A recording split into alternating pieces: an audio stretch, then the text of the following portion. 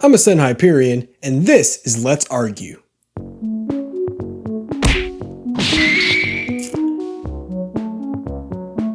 Let's Argue is a series where I get on Twitter and engage in your hot Halo takes, your crazy ideas, and your normal opinions.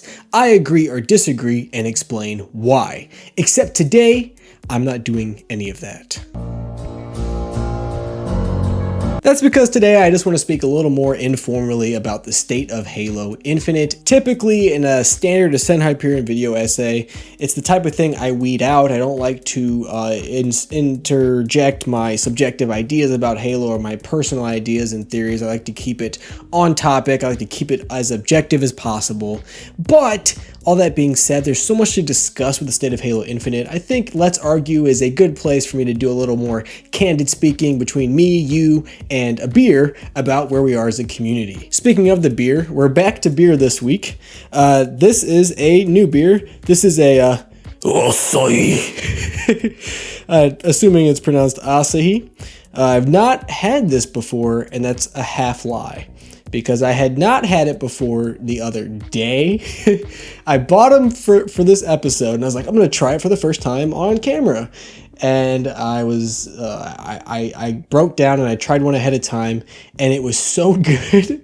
I drank half of the pack. Super dry Japanese beer, or the label said Japan's most popular beer, which is strange because the label says a product of Italy. So I don't, if the Japanese have a thing for Italians, I guess I'm not hip on that. But Asahi is pretty good, and you should try it. It's also just fun to say Asahi. You almost can't say it. I almost sound funny saying it. Asahi. Asahi. Ascend Hyperion. All right. We're gonna get canceled. So let's speak candidly here. A lot of people, myself included, are feeling a little uncertain about the state of Halo Infinite. And there's a lot of things, very different things driving that. The functional state of the game, glitches, lag, desync, overall performance, especially on PC, where high-end computers are still struggling to run this game consistently without crashes at proper levels of quality for the date and age. I think that's a big one. Additionally, as we've had more and more time with the multiplayer, the proverbial honeymoon phase, and I hate to use buzz terms like that, but the proverbial honeymoon phase has ended, and the people who like Halo Infinite are starting to fall out from the people who dislike Halo Infinite. Kind of unlike past Halos, I don't think some of the dislike for the experience in this game is coming just from the experience itself, and we'll double back around and we'll talk about that a little bit. I think the game, I don't even know how much I want to hint at this, but I think the game is good, but it has bad execution elements, which is like, it's diminishing the value of the good, but we'll get to that. And then finally, the amount of content in the game is, in a singular word, unacceptable for a typical Halo launch experience. So in my mind, there's kind of three major issues driving our feelings towards Halo Infinite right now. And that's not to say there aren't other topics and there aren't other issues, but for the sake of time and everyone all considered, I think we'll focus on those three today. So I actually want to do the list a little bit in reverse here and talk about the content. Now, some of you might remember that shortly before this game came out, I made a video forewarning about this live service format, okay?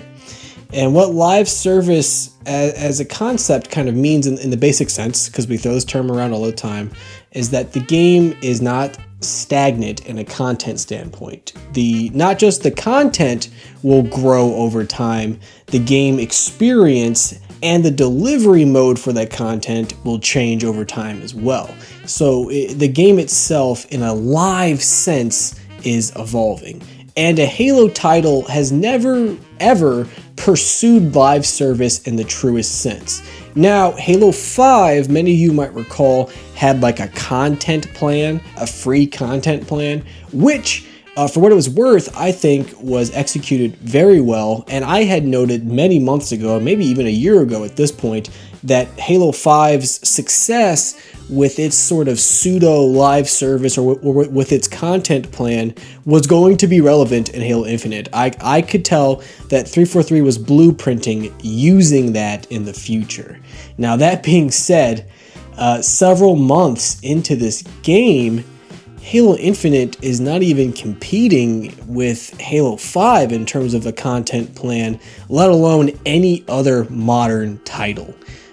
So it is a little disappointing, not just a little, it's pretty disappointing to see Infinite struggle with the live service format. And I, for one, was willing to give it like the benefit of the doubt and give it time to flesh itself out. Since it was kind of a new thing for 343, but it, to this point, I don't think is working well. And for a live service game to be that, it has to have those live service elements of changing environments and changing gameplay elements, and these events, I just don't think cut it. I think they'd be great if they were supplemental, like the Fiesta Tenrai event thing would be really cool if there was a grander Tenrai event that maybe was like a Castle Wars mode, or like a large scale samurai combat, or if there were cutscenes, even if they were just small little like 40-second, here's the start of the season type things. It's missing that. And I think I might have just said the word, but what we're looking for is grandiose, okay? The experience of the live service is what's being missed. And luckily, ironically, as a live service game, 343 has time to make this type of correction and reel this back and kind of take feedback from the community and realign with what their goal with live service is. So that's one element that I think is really lacking. And while live service continues to lack, it means a subpar quantity of content in the game. And this is a really hard one to tackle, because when you say there is not enough content, if you say there is not enough content in Halo Infinite, the question I ask in the back of my mind is, okay, what's enough content, right? And who gets to set those parameters? Do I base it off Halo 2? Do I base it off Halo Reach? Do I average out stuff from the last 5 Halo games? It's one of those things where it'd be easy for me, like if I were to put the Ascend Hyperion mask on and like, this is the objective fact, I could do that. I could give you objectives, but it's my objective fact. Does that make sense? Like, I would have to sell you an idea as objective fact. And I think a lot of content creators are going to do and already have done that, where they're doing something more akin to frame of reference, which we've talked about on this channel before, is, you know, when they get asked the question, how much content is enough, they're thinking back to their frame of reference. They're like, oh, Halo Reach had X, Y, Z, A, B, C. Why doesn't Halo Infinite? And, you know, that might not be an accurate parameter. Yeah, you know, I think one of the big things Infinite will need to do is not just jam this game full of a bunch of extra fluffy content, because that's not going to solve the problem. I think if 343 coming into Season 2, or God, I hope not, I don't want to say it, but even Season 3, they need to focus on what content is going to have the highest impact. That's the word I think I was looking for this whole time, is impact. We have a lot of low impact content right now. 100 tiers on a battle pass that I can kind of breeze through, mind you, because we asked for the system to change, but still the content within the battle pass did not make me enthused to play the game, was not a big driver for me. The content we have in-game, standard objective game modes to the Halo experience, are not very impactful. And as far as new things go, 343 tried to sell the new BTB as like a new thing, like the higher player count BTB is a new experience.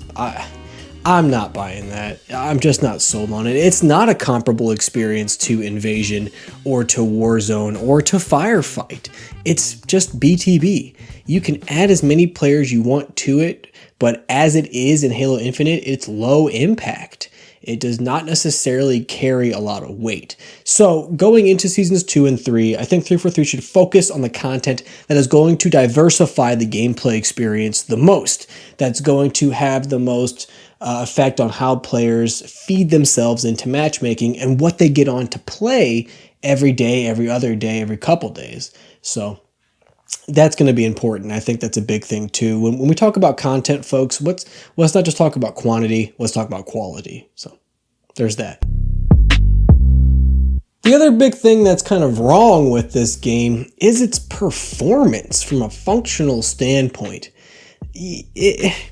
And this is one of those things I'm very willing and very understanding about challenges with developing a game, from home, basically.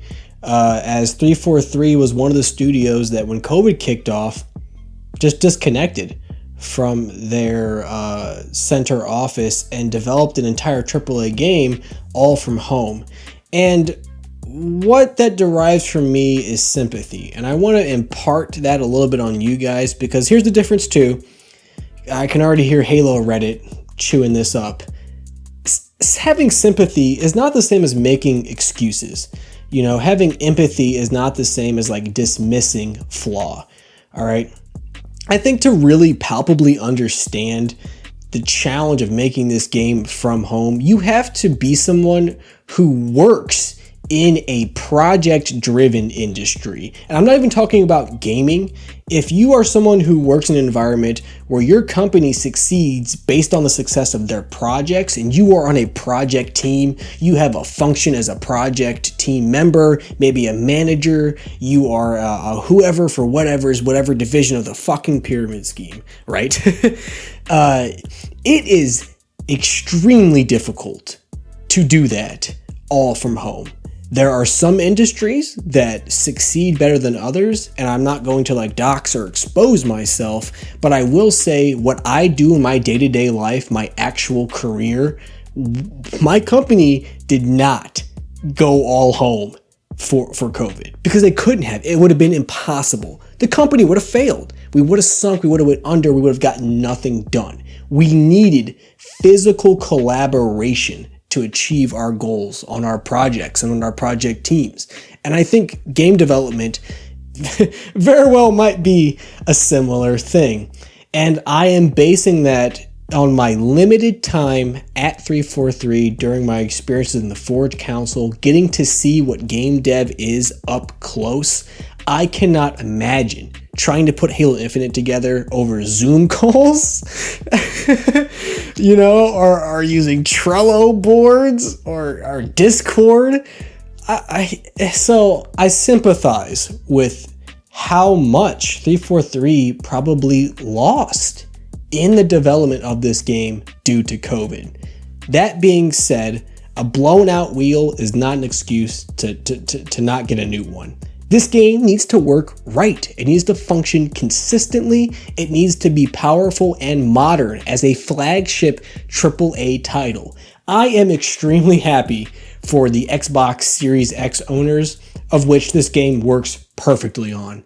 God fucking bless you. If you are playing this game on PC, may God have mercy on your wretched fucking soul. Because I have played this game on two very different computers now. I've played this game on a 1050 Ti, like a 5-year-old CPU, 16 gigs of RAM, 12 gigs of RAM I think on my old computer. I'm playing this game now on like a super machine. I've got like the highest end, like I've got 2022 parts in this computer. This is, if you're buying my computer today separately for parts, you'd spend like $7,000. Okay, this game still runs like shit on my computer. It's inconsistent, it likes to crash, and it just does not look or sound as good as not just other modern titles, but older ones too. I mean, I just downloaded Star Wars Battlefront 2, the 2017 version, 2018 version the other day. For a game that is, almost 4 years the younger, or I guess it's 4 years senior of Halo Infinite, it just looks, sounds, and runs better. And I understand there's differences between how these games are made, but I very much so want to see 343 make strides to close the performance gap. Make this game run good, make it sound good, make it look better, if it's even possible at this point. That's going to be important, I think, moving forward. And the last topic I want to talk about, just a little from my mind to yours, is the gameplay experience. Because this is one of the things even I'm struggling with the most, and a lot of people are. This game is sweaty. Halo Infinite, ironically, in its core design, dismantles a lot of the sandbox elements that drove hyper competition. And in many ways, that's due to having a far more variable sandbox, having one built more around function rather than power. That's not to say there aren't technical tricks, and I think if you watch Shyway's channel for like 4 seconds, you would see you could still get very technical in this game. But I think Halo Infinite would lend itself naturally to more casual gameplay. But the way the gameplay is executed completely undoes that.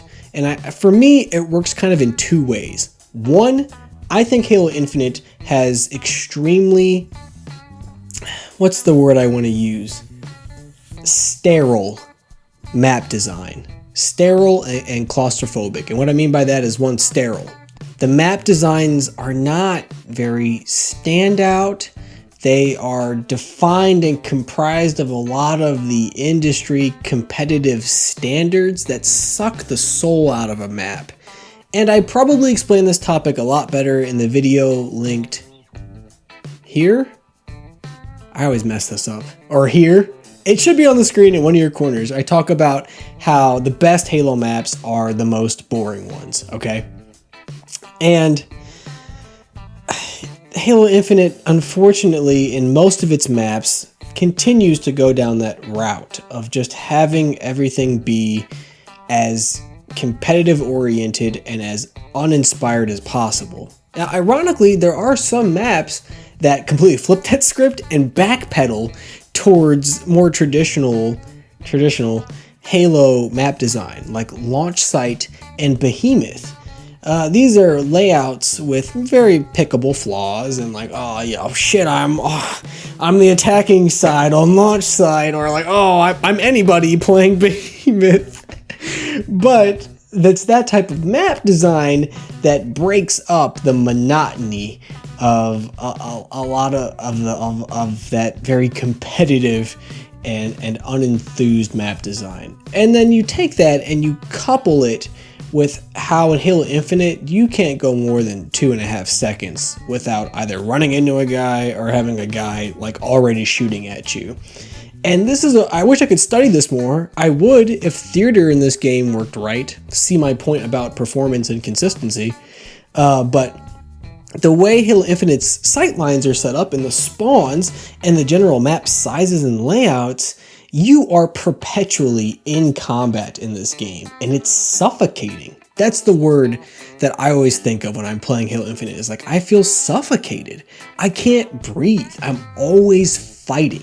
And it was one thing in an older Halo game to feel like that, but because there were far less inputs, like say in Halo 3, for example, I might get into a fight every 5 seconds, but my manipulation of the character involves far less input. As we're in Infinite, it's more ramped up. And again, we're talking about feelings. That's why I'm doing this on Let's Argue and not like, not in a video essay. But yeah, those 2 things. And I think some of you, now that I describe it, you probably agree. The Halo Infinite matchmaking experience is so sweaty because there is no downtime. You are always fighting, and there's always something happening, and you are always getting punished for spawning somewhere or for not having this, or it's just crushing. And you kind of couple that with how the matchmaking is naturally trying to push you to that 50-50 win-loss ratio, and you'll do good for 3 matches, and then suddenly you're losing like 47-2, and you know, it's just one of those things where it's easy to just feel beat down in this game. And that itself ties into like the content standpoint where like, man, if I'm just getting my teeth kicked in Slayer, God, it'd be cool if I could go play Action Sack. I can't, you know? If I'm getting my ass beat in BTB, whatever, I'll go Forge. I can't. You know, I'll go play custom games. I can't. You know, I'll go play like ninjas. I can't.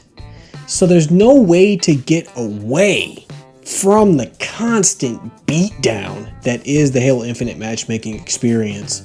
So unfortunately, I think that's detracting from people's perception of the game, which I think is great, and I've enjoyed my time kind of experimenting with and exploring the Halo Infinite sandbox. But that experimentation and exploration is just so hard to do in the current environment of the game.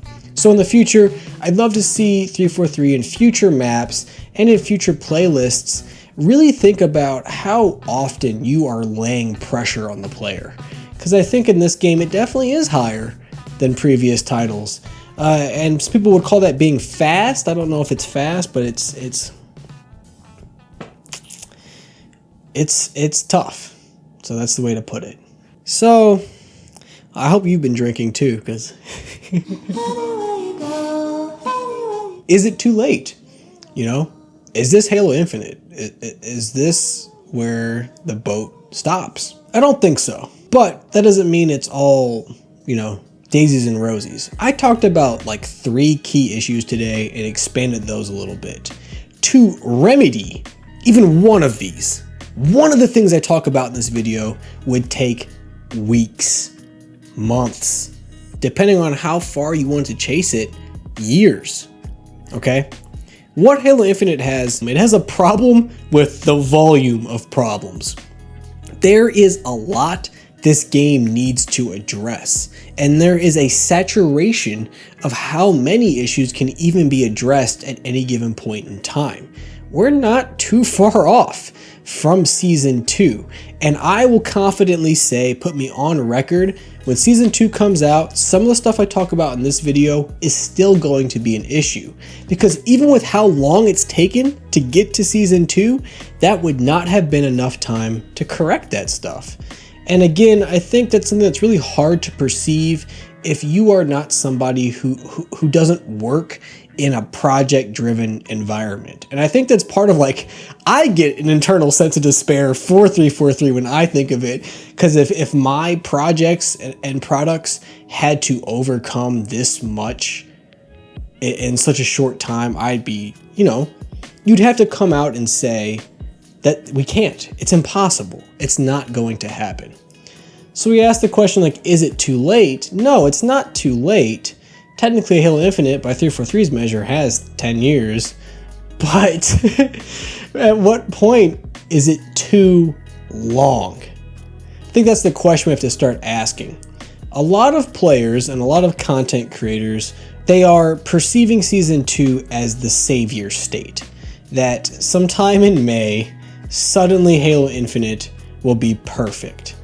And I think that is an erroneous mindset. If you think that, you've already fucked up.